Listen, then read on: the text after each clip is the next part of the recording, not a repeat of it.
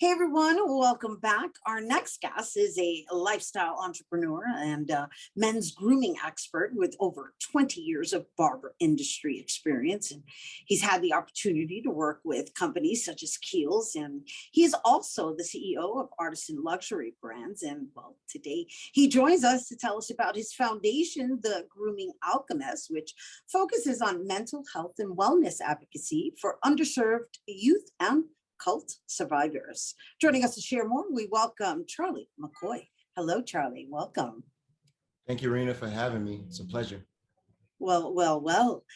It's lovely that you were able to find the time with all of these amazing ventures that you have moving simultaneously, right? So I introduced pretty much three parts to your business, and if we can, let's elaborate a little further so that people understand the dynamics behind the fact that you're an artisan barber and that you're a community builder and also like a brand creative empowerer, right? Because that's what you're doing. You're like doing collaborations with upcoming creatives that need mentorship.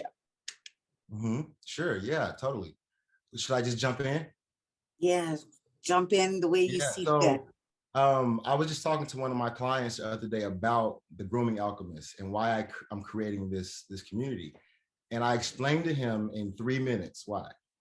And I told him that although it's true that I've lived on the Upper East Side, which is one of the most expensive neighborhoods in Manhattan, for 6 years. I also lived in Brooklyn Heights for 5 years. I also spent 6 years in the Hudson Valley, right? Beautiful part of New York, right? So I'm used to affluent spaces, safe spaces, right? But growing up, I spent my childhood in a wild neighborhood on the south side of Oklahoma City, where, you know, throughout the 80s, there was plenty of episodes of gang violence, teenage pregnancy, drugs, all sorts of pitfalls that I saw. I saw a lot of carnage growing up. And it wasn't until, you know, I'm almost 40. So it wasn't until, you know, the past few years of therapy that I've been able to unlock. Growing up, I thought all this was just normal in terms of, you know, the bullying at school, the drugs, the sex, the things that I saw as a young person. And, you know, I got to thinking about it.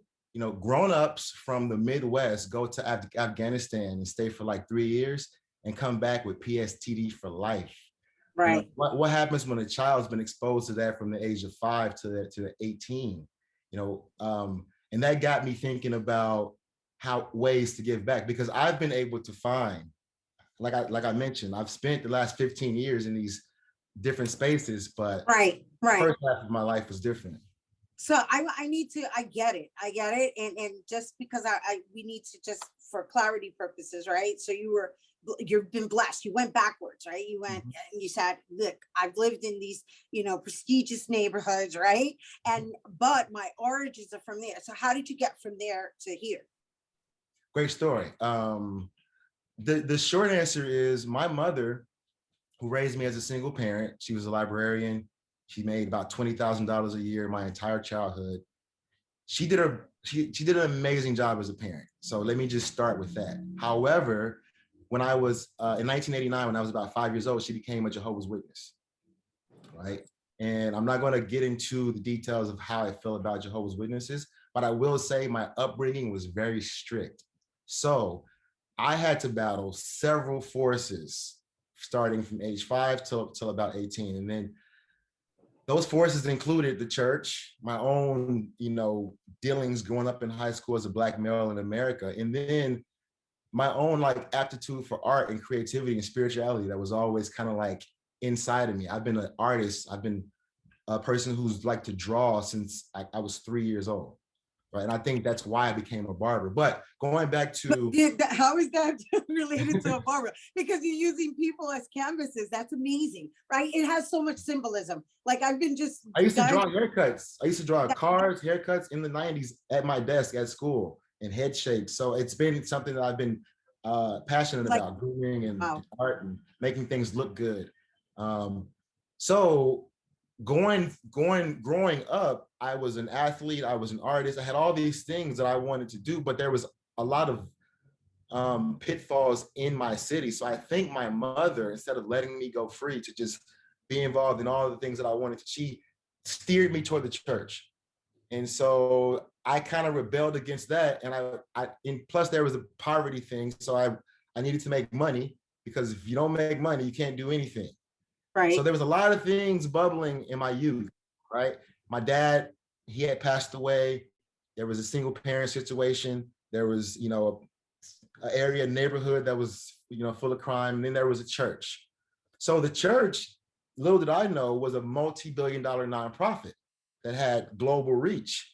And so my mother was just trying to make a way, because she knew that there was this place called Bethel, this place in New York City, and it was the headquarters of the Jehovah's Witnesses. And if I can get my son there, it's like the Harvard of Jehovah's Witnesses, and they're going to train him and educate him. He's going to be, he's not going to die in the streets of Oklahoma with a gunshot, or the police aren't going to pick him up. Because there was several instances that Yeah. that's, Yeah. long story short, at 18, 19, after a couple of years of getting into some trouble, I decided to take the religion seriously, and I used it by volunteering my time, right, and complying with their standards. I became one of the top recruits, so to speak, and I accepted into the headquarters at New York Bethel in 2005. It was in Brooklyn Heights. So that's how I got to New York. And then obviously when you're there, your job pays for your stay. So they have like healthcare and medicine and food and everything for you, but you work in exchange for that. So that's how I ended up in New York. Got it. And that's how you started understanding the operations and the nature of business, right?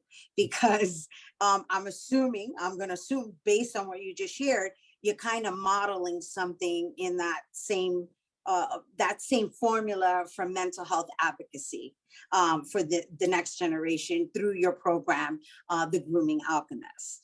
I'm glad you mentioned that, Rhina, because it's because of that. Like, it's not on my resume, that 12 years I spent working full time for Watchtower, that I have the aptitude to build a foundation the way it's been organized, because I've spent a decade in that space.